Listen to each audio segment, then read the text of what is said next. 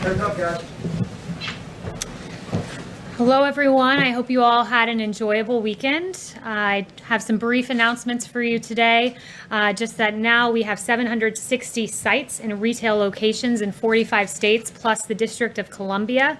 CVS is planning to open an additional 650 sites. So these are encouraging numbers. It's, again, a testament to our private sector for all that they've done in partnering with the administration and helping to stop the spread of the coronavirus. Also, skilled nursing facilities, there was an announcement that I just want to underscore that $4.9 billion in additional relief funds were distributed to nursing homes and other skilled nursing facilities, and these funds are provided under the CARES Act. So just those two items for you this morning, and we'll go ahead and we'll start with questions. John.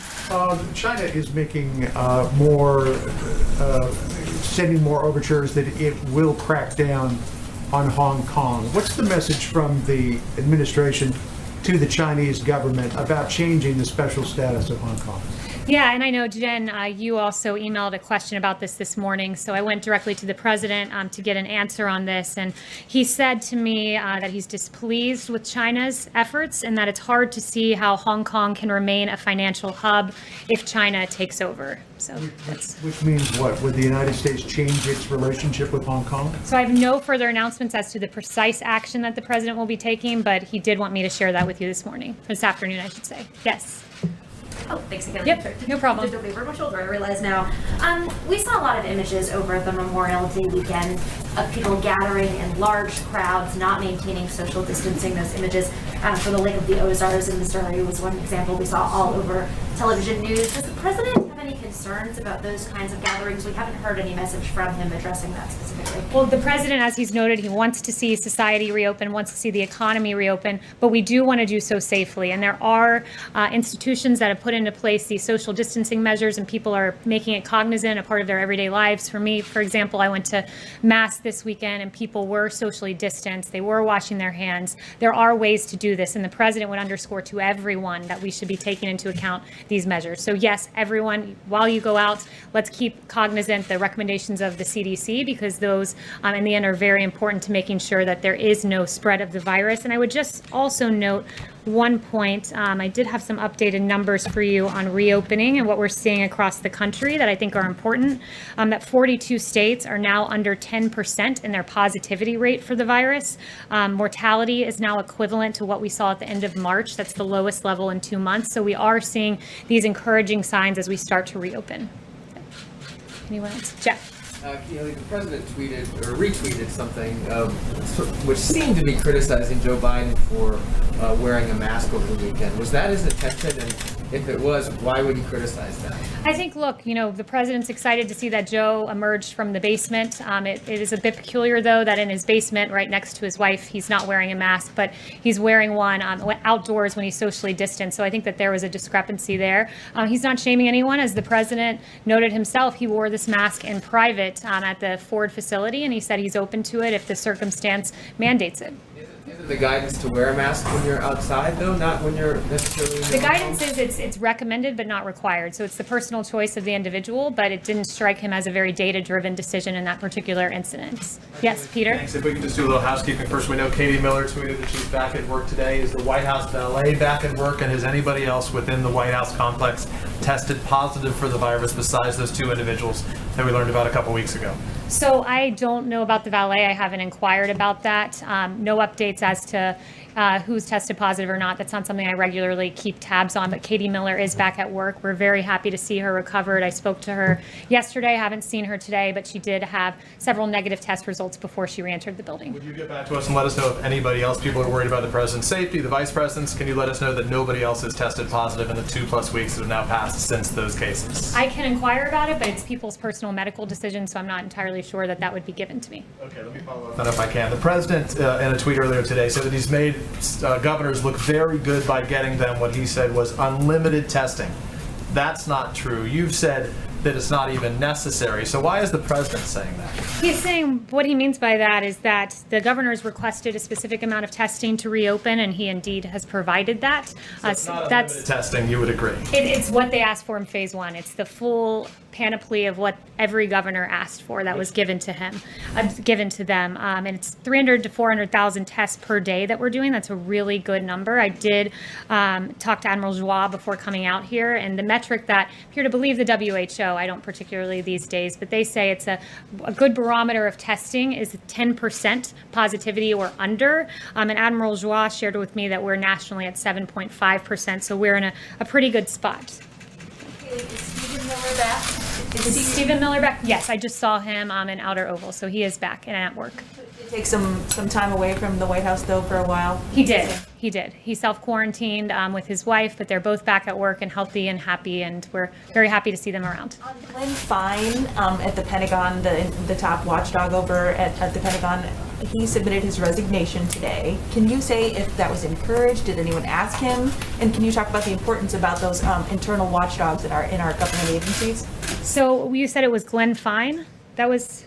That's the first that I'm hearing about this. But with regard to the other IGs, I would note that the president's within his authority, his legal and executive authority to appoint new IGs. And he said, I think last week at some point, that it's within the decision-making process of each entity, the State Department, each department, whether to keep their IG or not.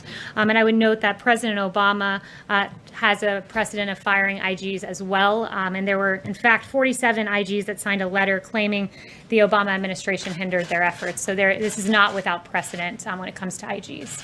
Yes. Kayleigh, is it the president's position that the Republican National Convention should go forward no matter what the COVID infection rate is by late August? The president wants to see the convention take place. He's noted that, and he wants to have a cooperative governor in making that pursuit happen. That being said, of course, we always assess the facts on the ground at any time, but at this moment, the president wants to see this convention take place and sees no reason not to as the nation begins to reopen. So if there was a significant spike in the cases, he would be open to the idea of a virtual convention, understanding that there couldn't be a traditional convention. So I won't engage on a hypothetical as to where the cases will be, but I would just note that we assess the facts on a day-by-day basis, and currently we're coming down, and that's really encouraging to see, and we're ready for the convention to take place. Yes. Yes, has the president seen the letter that Laura Falsotis' husband and widower sent to Jack Dorsey, Twitter's CEO, saying that his tweets were emotionally traumatic for him and for his wife's family? I don't know if he's seen the letter, but I do know that our hearts are with Lori's family at this time. Why is the president making these unfounded allegations? I mean, this is pretty nuts, isn't it? The president's accusing somebody of possible murder.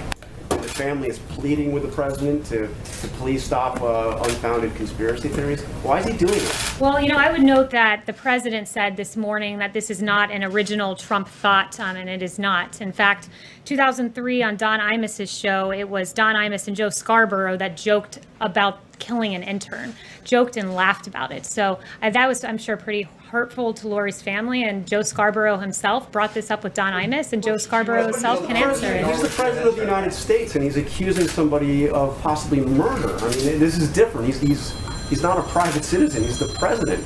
Yeah, and Joe Scarborough, if we want to start talking about false accusations, we have quite a few we can go through about Mika asserting, I'm asking about the president's allegation. And I'm replying to you and saying this morning, as recently, I believe it was this morning or yesterday, Mika accused the president of being responsible for 100,000 deaths in this country. That's incredibly irresponsible. They've dragged his family through the mud. They've made false accusations that I won't go through, that I would not say from this podium, against the president of the United States, and they should be held to account for their falsehoods. Joe Scarborough should be held to account for saying people will die by taking hydroxychloroquine. Never mind the millions of Americans and people across the world who take it for rheumatoid arthritis and other reasons. There are a litany of false headlines like Mika. The president spreading a false conspiracy theory that suggests that he's responsible for murder? I would point you back to Joe Scarborough, who laughed and joked about this item on Don Imus's show. It's Joe Scarborough that has to answer these questions.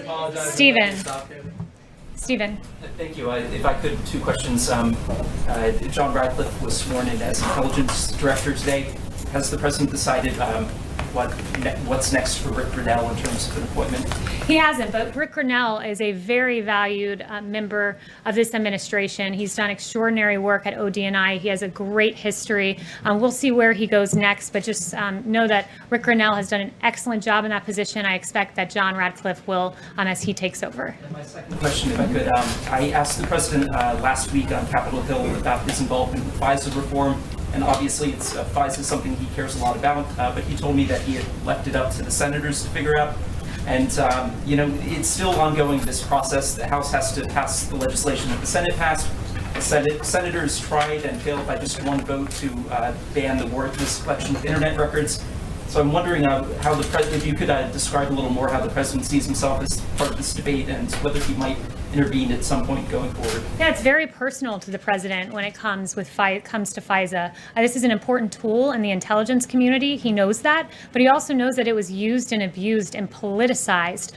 The fact that you had 29 members of the Obama administration, there are 29 individuals of the intel community and Obama administration unmasking dozens of times, using these tools that are so much power to spy on an American citizen, to listen to their phone calls, to unmask their names. We have a Fourth Amendment in this country. It protects the rights of Americans, but the rights were not protected when it came to President Trump and his administration and Michael Flynn, whose name was leaked in a criminal fashion to the press. FISA was not used appropriately when a Steele dossier full of lies that was, quote, salacious and unverified, in the words of Jim Comey, was used as the basis to get a FISA warrant and attested to as if it were truthful and a reason to spy on Carter Page. These tools were used and abused. The Fourth Amendment rights of several Americans were violated. A political campaign was spied upon. So any FISA concerns the president has, they're real, they're personal, and they should be considered as we move forward to reauthorize this valuable tool. Yeah, if I could, Rick Grinnell, as one of his last official acts, at the request of Adam Schiff, declassified transcripts of the phone calls between General Michael Flynn and Sergei Kislyak. Would President Trump encourage John Ratcliffe to facilitate the release of those transcripts? I haven't spoken to him on that, but this president has released, not the president rather, but this president has overseen an ODNI that has given the American people a lot of information that I think they're entitled to see. And one of the things the president has asked for is, where are the 302s, the summaries of that interview with Michael Flynn? 302s, so the American people understand, these are summaries when you interview an individual, and it's routine that those 302s are given in short order right after the interview is done. It's when your memory is at its best. But in the case of Michael Flynn, those 302s were lost and in fact edited afterwards by corrupt Peter Strzok and Lisa Page. So there's a lot of questions, and this president has encouraged transparency on this issue, and I think it's a great thing. So in the absence of the 302s, would he encourage the release of the transcripts so that the American people can see exactly what transpired during this conversation? I haven't asked him that. I'd have to ask him that particular question. Follow-up on John's question? Yes, let me get a few people in the back, because I want to make sure. Equal opportunity question caller. So yes. Kayleigh, we're about to cross the 100,000 dead American milestone. What does the White House view as having, by Election Day, what does the White House view as the number of dead Americans where you can say that you successfully defeated this pandemic? Is there a number? Yeah, every loss of life counts. We say 100,000, but like the president says, one death is something to be mourned. These 100,000 individuals have a face. The president takes this very seriously. It's why he lowered the flag to half-staff for 3 days to remember these men and women. I think, Dr. Birx said it best when she said that in their estimates, they had anywhere between 1.5 and 2.2 million people in the U.S. succumbing to the virus if we didn't shut down the economy. The president made the very hard choice of shutting down the economy, so we avoided that extraordinary number. Every one death is too many. We never want to see a single individual lose their life. But that being said, to be under significantly that high mark shows that the president did everything in his power and helped to make this number as low as humanly possible. When voters go to the polls in November and they want to judge the president on his response to this pandemic, what is the number of dead Americans that they should tolerate and where they can argue that yes, he successfully defeated the pandemic? I think you're asking the wrong question. The right question is where did the data? I want to ask, Kayleigh, so please don't tell Where me did, we're asking a and right or I wrong answered question. your question once, but if you ask it twice, it doesn't make it any better of a question. So I'll respond in kind. I've given you one answer. I'll continue to extrapolate upon that he always listened to the science. The president, when Dr. Fauci and Dr. Birx said you need to shut down the economy, that was hard for the president. You know, in a typical year, 120,000 people die of suicide and drug overdose. It's in a typical year. And doctors have said when you shut down an economy for an extended period of time, that number gets greater. People don't show up for their cancer diagnoses. There are a litany of results when you close down an economy, but closing down the economy for this amount of time kept us far below the 2.2 million number. And as we start to reopen, we keep in mind the people who are missing their screening appointments, the people who are succumbing to suicide and drug overdose because of economic hardship. This president made the right choice. It was a delicate balance, and he did it exactly as he should, guided by data. And we are far below 2.2 million dead Americans because of the actions of President Trump. You mean? I'm going to read something really quickly. Timothy Claw Sotis wrote, quote, "Conspiracy theorists, including most recently the President of the United States, continue to spread their vile and misinformation on the platform, disparaging the memory of my wife. Why won't the President give this widower peace and stop tweeting about this conspiracy theory involving his wife? Why can't this widower get peace from the President?" I've already asked and answered this question, and our hearts You did not ask and answer this question. with Lori, and I think the onus is on Joe Scarborough to explain his interaction with Don widower is Imus talking and his specifically about laughing the on this president. very matter on Don Imus's show. Chanel. The widower is talking specifically about the President. Are you not going to answer that? Warrants with regards to ex-CIA Chief John Brennan. How willing are you able to go forward and say that he lied to the FBI or obstructed justice in the process of discussing Russian collusion and the Trump family? And on that note, we now have new information showing that Obama himself used foreign intelligence to actually request surveillance on the 5th and 26th floor of the Trump Tower. So to what extent was John Brennan behind that? To what extent can you share with us what you know? Yeah, John Brennan, of all of the, I'll call them bad actors because indeed they were, of the Obama administration, John Brennan probably has the most to answer because it was John Brennan who sat before Congress and said the Steele dossier, paid for by Hillary Clinton, paid for by the DNC, that document played no part of the role in opening the Russia probe, when in fact we know it did, when in fact we know it was the impetus testified before a FISA court for its truthfulness to spy on the Trump campaign. So John Brennan, of all people, probably has more to answer.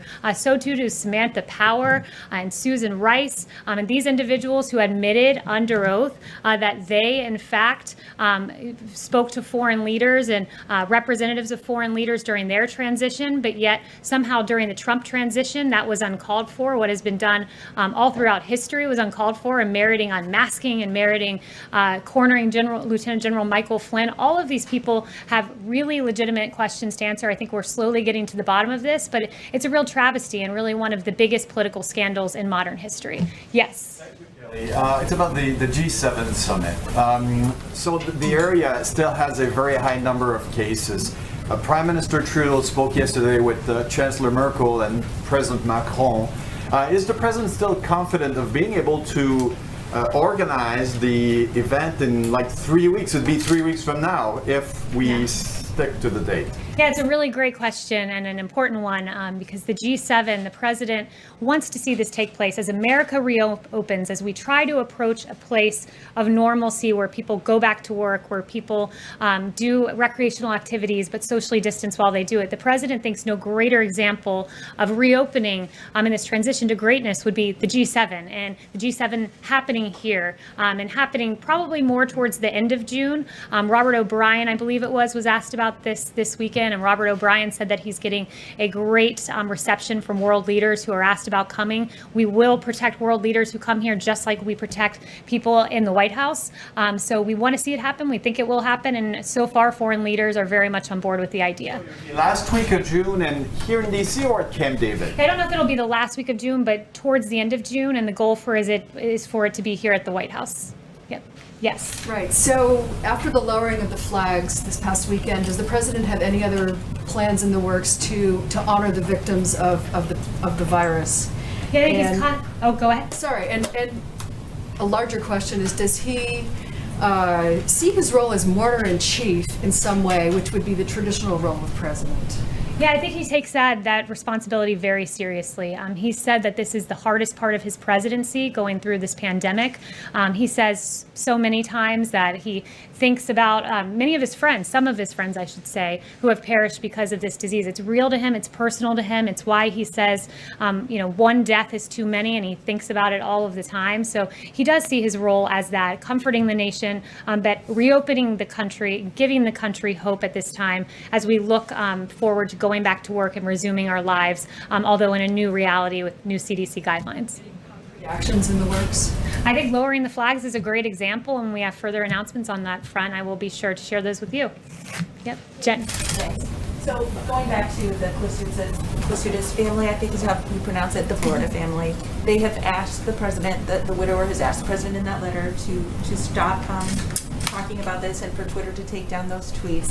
I just wanted to ask you, is the president asking for law enforcement to reopen this cold case? Is that what he's intending? Is he going to ask the DOJ to reopen something? What is he asking for when he talks about the cold case? Yeah, I don't have any future announcements on the president's action, but I would just refer everyone, for those of you who haven't heard it, go back and listen to the Don Imus soundbite. It was very callous, it was very cruel, and I think laughing and joking about the death of an intern is really uncalled for, and I think that's something we can all agree to. Thank you all very much. Just for clarity, is the president going to stop, Kayleigh? Just for clarity?